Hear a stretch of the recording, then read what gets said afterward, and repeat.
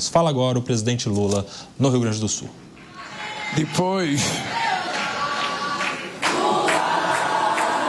de falar tanta gente, quando não tem mais ninguém para falar, então chama-se o presidente da República para falar. Eu quero começar agradecendo um gesto que vai marcar não apenas a vida das pessoas que governam as cidades e os estados que estão alagados, mas acho que vai marcar um pouco a cabeça da sociedade brasileira, mostrando a diferença do país que a gente herdou com o país que a gente pode devolver ao povo brasileiro. E uma coisa muito forte que mostra essa diferença é o comportamento de milhões de voluntários e voluntárias em defesa do Rio Grande do Sul. A gente pode ter certeza que um país que pode dispor de uma quantidade enorme de mulheres, adolescentes, homens, pessoas mais novas, pessoas mais velhas, se dedicam a fazer gestos de solidariedade, a sair de uma cidade para outra, a deixar o seu conforto para ir, sabe, para a amargura do outro. A gente sempre tem que dizer, ainda bem que a gente continua acreditando que é possível a gente ter uma humanidade mais humana, uma humanidade mais sensível, uma humanidade mais fraterna, mais solidária. É possível, ministro Barroso, apesar da nojeira da fake news. É possível, apesar da nojeira do comportamento, sabe, de uns vândalos que não fazem política, que não discutem política, que não querem argumento, só querem destratar a vida dos outros, ofender as pessoas, achincalhar as pessoas.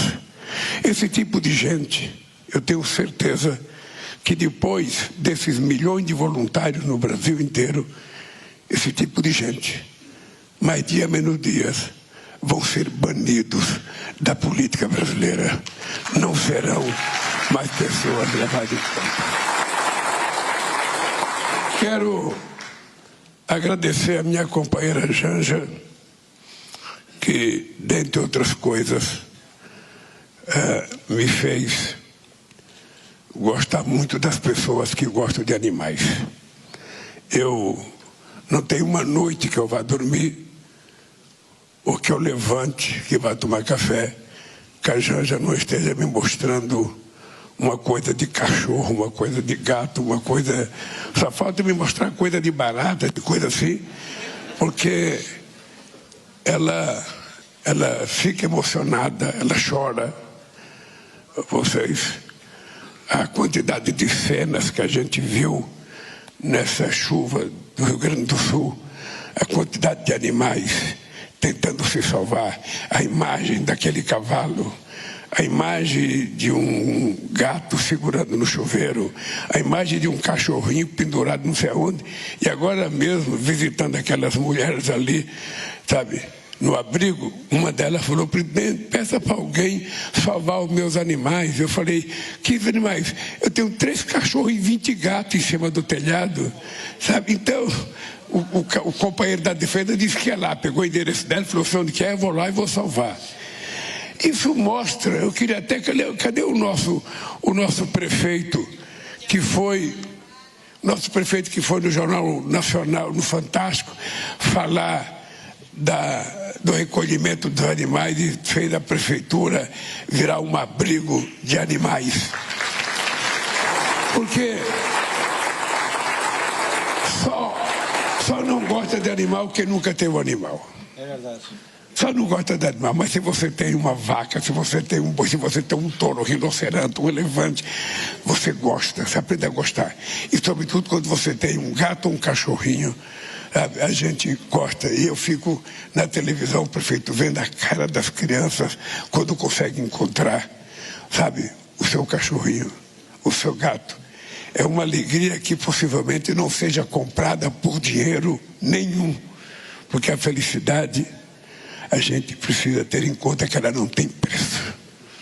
Ela é uma coisa que Deus nos manda de graça e que Ele só espera que a gente saiba retribuir. Então eu quero te dizer que o teu gesto, como prefeito de uma cidade, de ter a delicadeza de colocar a prefeitura, sabe, à disposição para fazer isso foi muito importante, sabe? Espero que os animais nunca se esqueçam de você e nem você dos animais.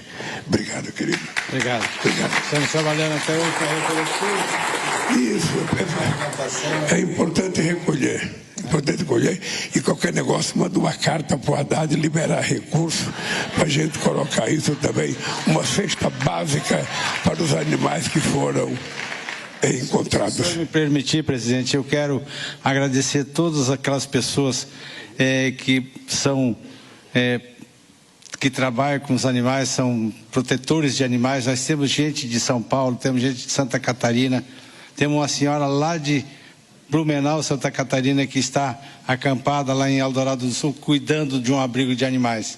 Então ela veio, me procurou, e eu dei todo o apoio para ela está trabalhando, está feliz da vida, está nos ajudando de uma forma fantástica. Então a gente está recebendo apoio de todo o Brasil e fora do Brasil, de todo o povo que está nos ouvindo, que nos assistiu no Fantástico, estão nos ajudando principalmente nessas tarefas aí de socorrer animais. Primeiro trabalhamos para socorrer as pessoas e agora estamos socorrendo os animais e protegendo eles.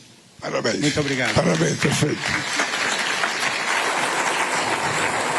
Quero cumprimentar o nosso governador Eduardo Leite, o nosso presidente da Suprema Corte, Luiz Roberto Barroso, o nosso companheiro vice-presidente do Tribunal de Contas, o Vital do Rego, que está aqui. Eu acho que é importante explicar para vocês por quê que ultimamente eu tenho vindo aqui ao Rio Grande do Sul e tenho convidado o presidente da Suprema Corte, tenho convidado o presidente do Tribunal de Contas, tenho convidado o presidente da Câmara e do Senado, que hoje não puderam vir por causa de sessão, porque embora nós sejamos poderes autônomos, a gente tem que funcionar como orquestra. Ou seja, a gente não pode se encontrar apenas em jantares, de vez em quando. A gente não pode se encontrar apenas, sabe, para fazer um ato solene em Brasília. É importante que a gente se encontre nos momentos de amargura do povo brasileiro. Porque quando você tem um presidente da Suprema Corte que vem, sabe, sair da grandiosidade que é, sabe, a Suprema Corte e vem ao chão de uma cidade alagada e ele vê o tipo de pessoa que está lá sofrendo, a hora que chegar um processo em Brasília contra alguma coisa que está sendo feito, o olhar dele certamente será diferente. Não será apenas aquele, sabe, que não vê o lado social. Porque eu não sei se vocês perceberam, com toda a desgraça da enchente, por mais que a gente veja, eu falei para a Janja domingo, é impressionante, eu não tinha noção que no Rio Grande do Sul tinha tanta gente negra. E no Fantástico apareceu muita gente, eu falei, não é possível. E aí a gente me falou, é porque são os mais pobres e porque moram nos lugares mais arriscados de ser vítima dessas coisas. Então, eu quando convido é porque eu quero facilidade para que as pessoas compreendam a necessidade de agilizar as votações na Câmara, no Senado. Que eles eu não chamo apenas para vir aqui, não. Eu estou chamando para compartilhar a elaboração das nossas políticas. Antes da gente mandar para o Congresso, eu convido para discutir. Nós vamos mandar isso aqui. Se tiver alguma sugestão, nos dê. Porque é muito importante a gente mudar o jeito de governar esse país. O fato de eu ter sido eleito presidente, eu não sou dono. Eu sou apenas o presidente, é como se fosse um síndico. E eu tenho que saber que outras pessoas pensam diferente e que nós precisamos tentar fazer uma combinação de esforços para que a gente possa fazer uma coisa, sabe, correta. E é isso que está acontecendo. E aí uma coisa, governador, que é muito importante as pessoas saberem. Porque muitas vezes a gente sabe de notícias das mais estranhas possíveis, de briga, divergência entre a Fazenda e o Congresso Nacional, divergência entre a Casa Civil e o Senado, divergência, não tem das contas. Gente, eu fui eleito presidente da República com uma bancada total de esquerda que não tinha 140 deputados. Não tinha 140 deputados. O meu partido só tem 70. E até hoje, a gente não perdeu uma votação no Congresso Nacional. Uma votação no Congresso Nacional. Por quê? Porque o exercício da democracia é exatamente a arte da gente aprender a conviver com os contrários. A gente exercer a sabedoria de conversar com aqueles que não pensam como nós, mas que precisam ser convencidos por argumentos sólidos de que tal ou outra coisa é importante. E isso tem dado certo,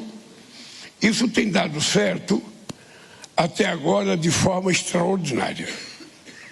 Portanto, eu, quando faço essa visita e convido, é porque eu quero que o Brasil siga assim.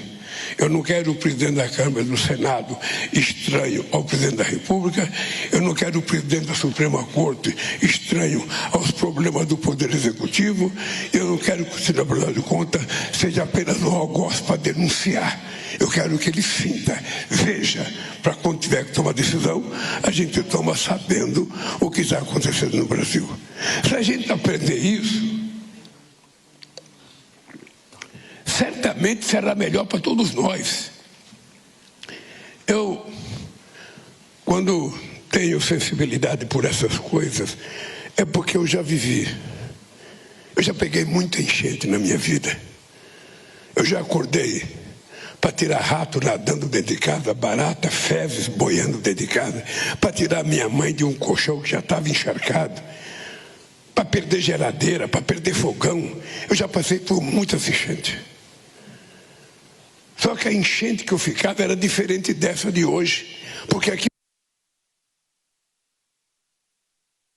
Acompanhando o presidente Lula, que faz o seu discurso em São Leopoldo, no Rio Grande do Sul, a respeito das medidas do governo. A água vinha, lotava a casa e ia embora depois de umas 4 ou 5 horas, ficava um palmo de lama, a gente tinha que limpar a casa, cada sanguessuga desse tamanho na canela da gente, tinha que jogar álcool, cachaça vagabunda para matar o sanguessuga. Aí quando estava tudo limpo, vinha outra chuva e enchia outra vez. Mas a chuva ia embora, aqui não vai embora. Você vai cavar um poço aqui para sair embora, porque não é possível. Então, é uma coisa mais sofrida. Eu, uma vez, na prefeitura de São Caetano, em 1960 e pouco, quando estragou tudo que eu tinha em casa, numa casa que a gente tinha mudado, porque era um lugar mais alto que nunca tinha enchido d'água. Eu saí de um bairro chamado Ponte Preta, em São Paulo, que enchia d'água, e fui para um outro bairro em São Caetano que não enchia d'água. Pois eu mudei e no ano seguinte deu enchente na minha casa. Eu falei, o problema não é o rio, o problema é que sou eu. Então, essa enchente, gente, quando a água foi embora, que não tinha mais nada, a prefeitura nos deu uma mesa de fórmica e colchão de capim. Hoje, falar de colchão de capim agora dá um certo desprezo, mas era o melhor colchão que a gente tinha. E a gente agradecia ao prefeito de ter aquilo para dormir. Então eu fico imaginando essa gente que está aí, mulheres com crianças, algumas mães, sabe, que não tem marido, que tem 2, 3 filhos, que perderam a sua casinha, qual é a expectativa que eles têm? Hora que secar e que eu tiver que voltar, vou voltar para onde? Não existe mais o lugar que eu ficava. O ninho que eu ficava com meus filhos não existe mais. Se existe, está quase que insuportável. Então as pessoas, na verdade, terminam sendo o abrigo uma espécie de paraíso. Ou seja, eu não tenho aonde ir, pelo menos aqui eu estou segurado, eu estou recebendo uma comida, estou recebendo uma água, estou recebendo uma assistência médica que eu vi hoje, uma assistente social. E quando eu terminar que ela tiver que voltar, o prefeito vem na cidade e fala: gente, olha, a água foi embora, a cidade está limpa, cada um volta para sua casa. Alguns voltarão e outros perguntarão: que casa? É por isso que nós resolvemos fazer uma apresentação aqui no estado do Rio Grande do Sul, que possivelmente seja a mais ousada que o Estado brasileiro faça para atender esse negócio do desastre climático. O que nós estamos fazendo aqui, governador, eu espero que sirva de modelo de um outro padrão de relacionamento entre os entes federados. O problema de uma cidade não é um problema de uma cidade, é um problema do Estado. O problema de uma cidade não é um problema do Estado, é um problema do governo federal, é um problema da nação.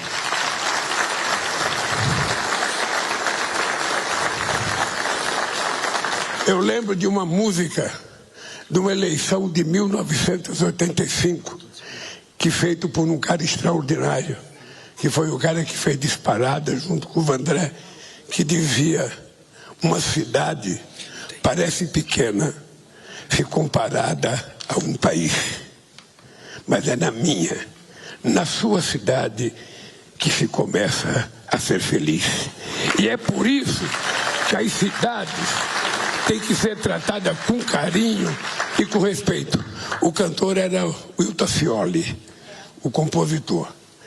Então, gente, o que nós estamos fazendo é tentar mostrar: é possível a gente minimizar. Lógico que a gente não vai poder resolver tudo na hora. É tanto dinheiro, porque nós temos uma questão de dinheiro que é uma coisa que vai na nossa vida pessoal. Quem tem que pagar o salário, ele sempre acha que é muito. Quem tem que receber, sempre acha que é pouco. É assim, né? Então, na vida é o seguinte: quanto mais o Haddad achar que está colocando muito dinheiro, mais Eduardo vai falar: não dá. E o mesmo os prefeitos vão falar para o governador: também não dá. E o morador vai falar para o prefeito: também não dá. É um processo. Isso faz parte da nossa cultura, ministro Barroso. No Brasil, quando o cara quer pagar imposto de uma fazenda, ele conta uma rodinha tomando cerveja. Você é fazendeiro, pode tomar um whiskyzinho e tal. Aí o cara está lá: porque eu estou pagando muito imposto de uma fazendinha pequena. Na hora de vender, ele fala: eu estou vendendo, eu tenho uma fazendona para vender. Ou seja, na hora de pagar imposto é uma casinha, é uma fazendinha. Na hora de vender é uma casona, uma fazendona. Isso é parte da cultura nossa. Daí o dado concreto é que a gente tem que se perguntar o seguinte: para que serve um governo? Para que alguém ganha as eleições? Essa é a pergunta que a gente tem que se perguntar todo dia. Por que esse cidadão quer ser presidente da República? A gente tem que dizer antes das eleições por que a gente quer fazer. Vocês estão lembrados que em 2003, quando todo mundo esperava um discurso revolucionário meu, a coisa mais revolucionária que eu disse foi o seguinte: se ao terminar o meu mandato, cada brasileiro estiver tomando café, almoçando e jantando, eu já terei cumprido a missão da minha vida. Isso frustrou muita gente. Isso frustrou muita gente que dizia, pô, esperava mais desse cara, ele foi eleito um operário, não falou nem em socialismo, não falou, sabe, em expropriação do poder nas fábricas, nada, só falou em fome, e arroz, café da manhã, almoço e janta. Então, quando eu vejo uma situação dessa, eu tenho que perguntar o que nós vamos fazer. Se eu estivesse conversando com o ministro da Economia, ele ia falar, olha, é muito dinheiro, a gente não pode fazer tudo isso. Se eu ia conversar com o ministro da cidade, eu não posso fazer isso. Todo mundo tem sempre, todo mundo que cuida de dinheiro, isso vale no sindicato, isso vale num clube de futebol, isso vale nas Forças Armadas, isso vale na Igreja Católica, isso vale na Igreja Evangélica. Todo mundo que cuida do dinheiro, ele não quer liberar o dinheiro. Ele vai criar dificuldade. Com razão, porque é nas costas dele que vai arrebentar, sabe, se alguma coisa der errada. Então, o nosso trabalho é tentar sensibilizar as pessoas de que o máximo que parece que a gente está fazendo não é o máximo. É apenas o necessário, é apenas o óbvio. E é por isso que nós garantimos, não apenas uma forma do cara voltar à sua casa. Nós vamos utilizar, e eu quero repetir aqui de viva voz, todas as pessoas que perderam a sua casa por conta dessa coisa que aconteceu aqui, vai ter o direito de ter uma casa no padrão do Minha Casa Minha Vida, faixa 1 e faixa 2. Não tem porquê. E aqui um apelo aos companheiros prefeitos, pelo amor de Deus, a agilidade de vocês de apresentar propostas, projetos, é que vai mostrar para a gente se a Caixa Econômica está morosa ou não, se tem burocracia ou não. Os projetos têm que ser imediatos. No Vale do Taquari, aconteceu a enchente em setembro, nós viemos aqui em novembro e fizemos um acordo com o Ministério da Cidade para a gente reconstruir casa. Em novembro, até hoje não saiu as casas. Novembro, janeiro, fevereiro, março, abril, maio, nós estamos chegando juntos. O que implica isso? Não pode, se for a burocracia, companheiros, oi, você conversa com o Messias, se for a burocracia, nós temos que desmontar essa burocracia. Não é possível. Porque muitas vezes o tempo de pensar de um cidadão que está com a responsabilidade de liberar um recurso, porque ele é um funcionário estatutário, não é o mesmo tempo do cara que está precisando do dinheiro. E como é que a gente faz com que as coisas aconteçam? Nós conseguimos fazer nessa reunião do governo, em que estava presente todo mundo que está aqui, nós conseguimos. As coisas têm que funcionar. Porque senão a gente perde credibilidade. Porque senão as pessoas passam a desacreditar nas instituições, na democracia, nos governantes. E o que vai acontecer? Uma anarquia. Ninguém acredita em ninguém, cada um faz o que bem entende, até que o mundo se mate. Então eu quero dizer para vocês que eu tenho noção, sabe, dos problemas que essas pessoas estão passando. E tenho noção que em algum momento da história do Rio Grande do Sul, porque já teve enchente em 1700 e não sei quanto, já teve enchente em 1800 e não sei quanto, já teve enchente em 1936, já teve enchente em 1941, já teve enchente em 1965, já teve várias enchentes. E a gente vai sempre contemporizando. Não faço definitivamente as coisas porque custa caro, custa muito. Tem sempre a palavra custa muito. Sabe, no Brasil a gente não aprende uma lição que os nossos pais analfabetos nordestinos ficam fazendo. O barato sai caro. É melhor fazer uma coisa bem feita, pagar um pouco mais, do que achar que o barato vai resolver o seu problema. Então, eu não sei se o governador já tem um cálculo dos prejuízos que esse estado já teve até agora com essa chuva. Pois é. O prejuízo que o Estado já teve até agora não é nem metade do custo, ou seja, é o dobro do que custaria a gente ter resolvido esse problema definitivamente. Eu tenho certeza. Eu lembro disso, que quando eu queria fazer o canal, a transposição do São Francisco, sabe? Dom Pedro tentou fazer isso em 1846 e ele não conseguiu, porque custava muito. Porque tinha estado do Nordeste que não deixava, a Bahia não deixava, não era o Ricotta o governador, o Alagoas não deixava, a Sergipe não deixava. Então era habitual um presidente da República ir no Ceará e prometer fazer o Canal do Sertão. Chegava da Bahia, ele desprometia. Chegava no Rio Grande do Norte, ele prometia. Chegava em Alagoas, desprometia. Porque alguns estados eram dono do rio. Aí eu tomei a decisão de fazer. Está feito. Um canal de 640 quilômetros, um canal que vai resolver o problema de 13 milhões de famílias que moram no cenário do destino e vai servir para as pessoas voltarem a sorrir e ter água. Custou caro?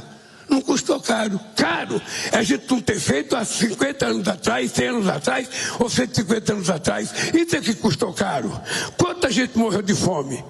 Quanta gente perdeu seu rebanho de cabrito, de gado, de bode, por causa da irresponsabilidade? Custa caro, custa caro. Cuidar do povo não custa caro. Custa caro não cuidar.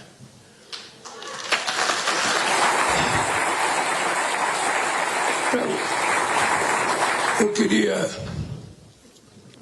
agradecer a vocês que permitiram a gente viver esse momento. Queria, sobretudo, agradecer a Aeronáutica, queria agradecer a Marinha e ao Exército Brasileiro. A gente segue acompanhando o discurso do presidente Lula no momento em que chega Carlos Aros e todo o time do 3 em 1 na programação da Jovem Pan. Até porque também os comandantes... Vamos continuar acompanhando aqui nesta abertura do 3 em 1 o pronunciamento das medidas que estão sendo anunciadas pelo governo federal para as famílias no Rio Grande do Sul.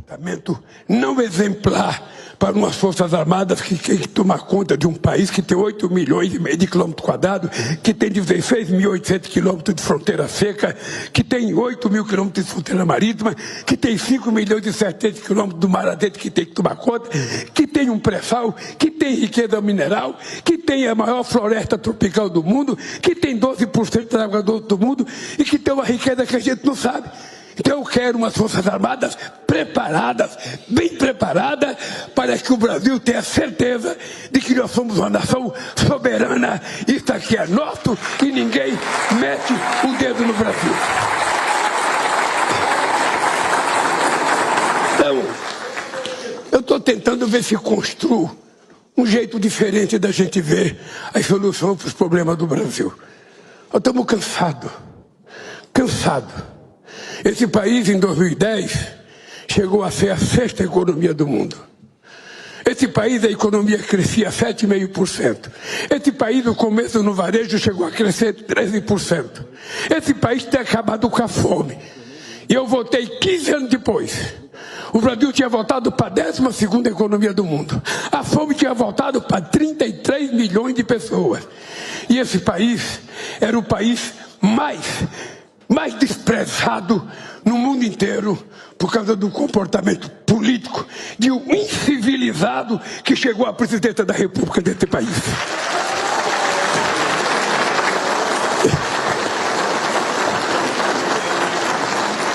Então eu espero que a gente esteja dando uma contribuição de um novo jeito de fazer política nesse país. Eu tenho dito ao governador Eduardo Leite: Eduardo, não faltará apoio do governo federal. Não faltará nem ao Rio Grande do Sul e nem a nenhum outro estado brasileiro. Se o Amapá seu amanhã precisar, de dinheiro, a gente vai dar. Como nós demos na questão da energia elétrica. A energia no estado dele, sabe que pelo acordo da privatização da Eletrobras, a energia no estado dele ia aumentar 44% este ano. E eu fiquei imaginando como é que pode um cara que mora num país que tem uma inflação de 5%, que recebeu nada de aumento, ter ter que pagar 44% de energia elétrica. O que nós fizemos? Tomamos uma decisão, fizemos uma medida provisória e baixamos para 8% o valor da subida da energia elétrica. Esses dias eu fiquei puto. Está aqui o meu Edgar Preto, o meu presidente da Conab. Ele está aqui. Eu fiquei muito puto porque eu vi um pacote de arroz na prateleira do supermercado. R$36. Um pacote de 5 quilos. Eu não posso acreditar. Qual é o pobre que pode comprar um pacote de arroz a R$36? Aí falei com o Fávaro, chamei numa reunião. Aí explicaram que era uma coisa conjuntural, que porque é conjuntura, não sei das contas, que vai começar a colheita no Rio Grande do Sul, e quando começar a colheita no Rio Grande do Sul, isso vai baixar, e começa a colheita, e vai colhendo, e nada de baixar, Veio a chuva e atrapalhou também os arrozeiros. Então nós tomamos a decisão, nós vamos importar 1 milhão de toneladas de arroz para baratear o preço do arroz no supermercado para as pessoas comerem. Esse país tem tradição italiana, tem tradição chinesa, tem tradição japonesa. Mas a tradição maior desse país é comer feijão e arroz. Se for gaúcho e tiver carne, tudo bem. Mas se for pernambucano e não tiver carne, come puro com farinha de mandioca ou com ovo frito se tiver. Mas do feijão e arroz tem que ser sagrado para qualquer mulher e qualquer homem que trabalha nesse país. E assim a gente vai cuidando desse país. Porque eu não gosto de utilizar a palavra governar. Eu gosto de usar a palavra cuidar. Cuidar é mais sensível. Cuidar é mais humano. É gente cuidar. Eu quero cuidar do que? De gente. Eu quero cuidar de quê? Dos mais necessitados. Porque tem uma parte da sociedade que não precisa do Estado.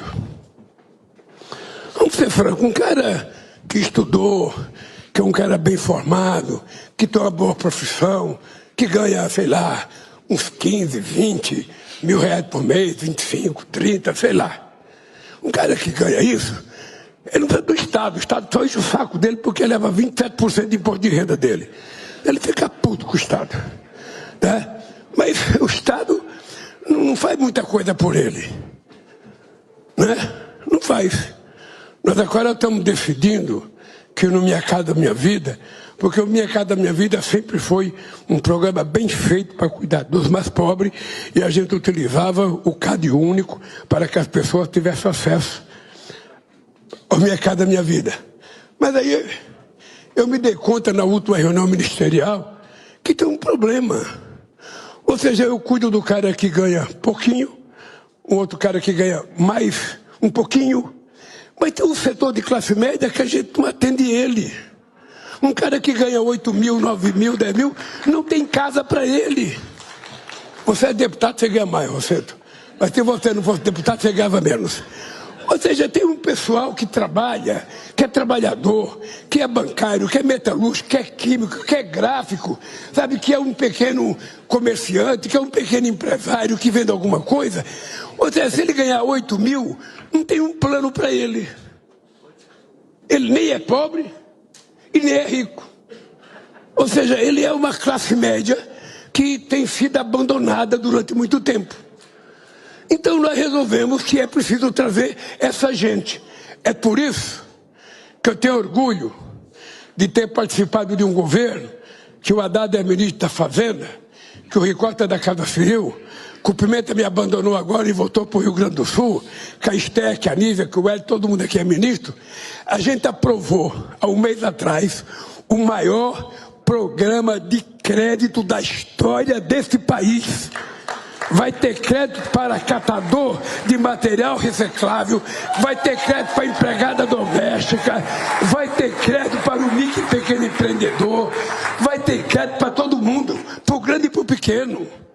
E vai ter um crédito especial sabe, para financiar habitação para o setor de classe média.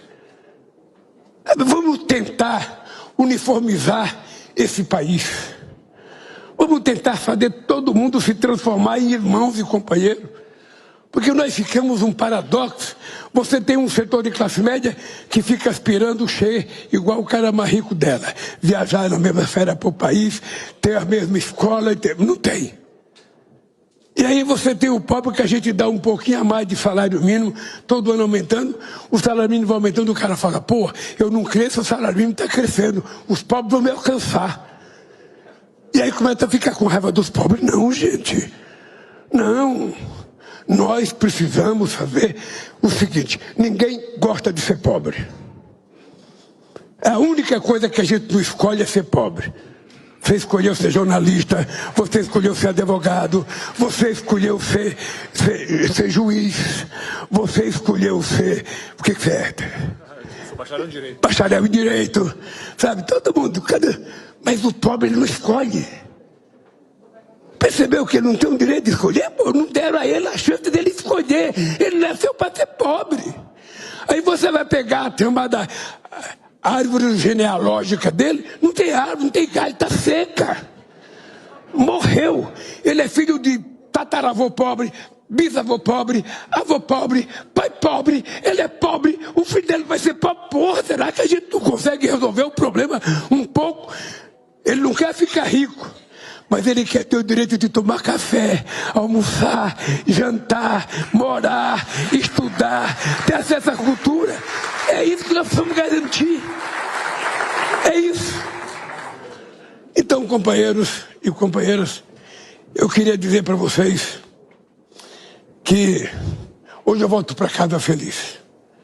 Porque vocês não têm noção. Para mim, é muito importante abraçar todos vocês.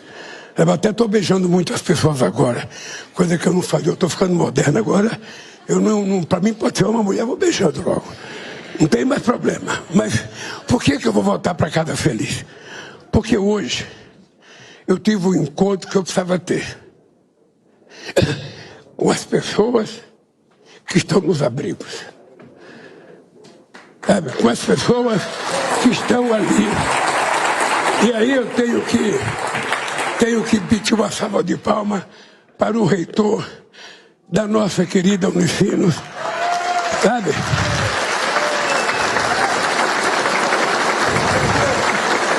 Nosso querido padre Sérgio. Ou seja, essa é uma coisa que a universidade pode fazer, além de ensinar, sabe? Que Portugal descobriu o Brasil.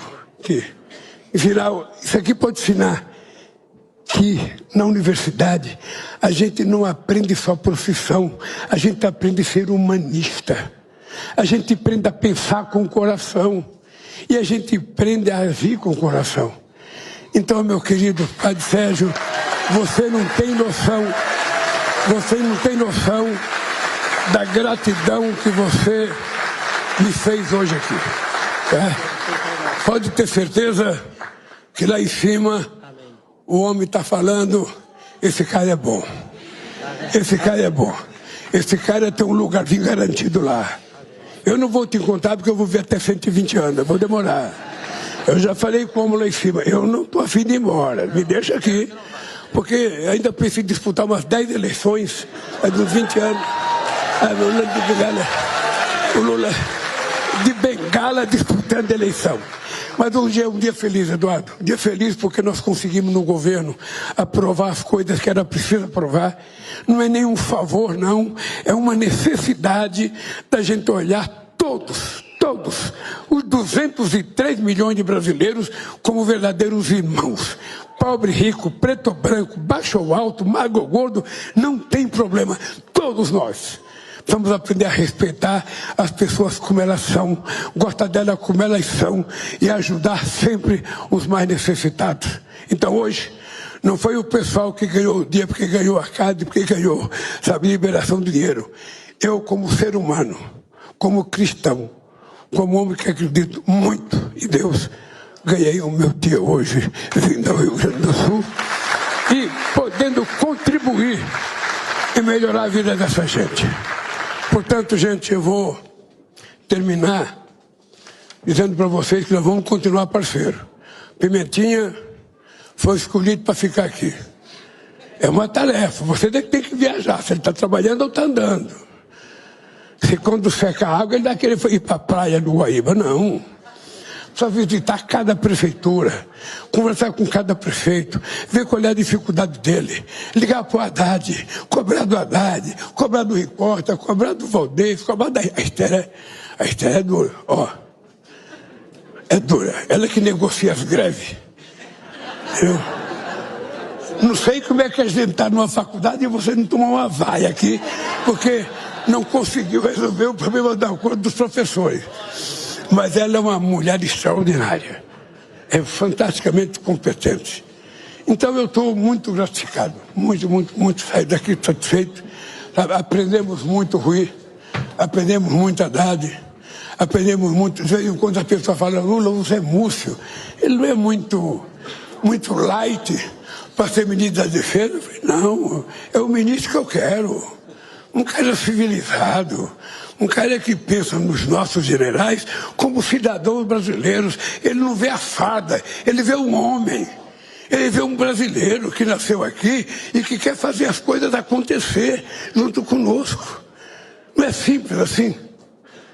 Então, queridas companheiras e companheiros, meu querido prefeito Vanazzi, eu fiquei muito triste.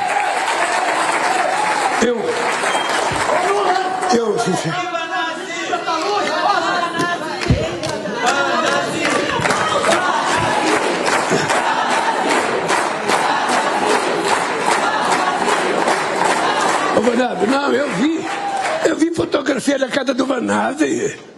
Pô, o prefeito conhece o terreno da cidade. Ele é prefeito, acho que 4 vezes já tem. Ele é mais velho da prefeitura do que a própria cidade. Ele com essa cidade, a cidade tem morros de baixo. Ele foi construir a casa num lugar mais baixo. Eu gosto. E você já sabia que tinha tido enchente aqui, já? Mas você pensava que eu ia dar mais. Eu queria pescar perto do rio.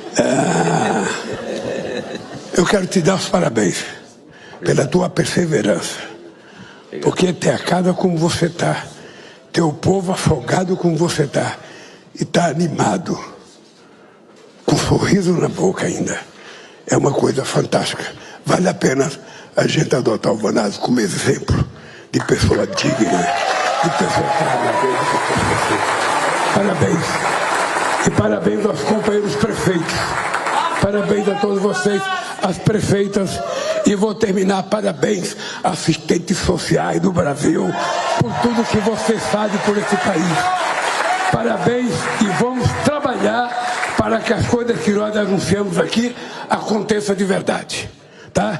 Por favor, Pimenta é de vocês. Um abraço e até outro dia, se Deus quiser.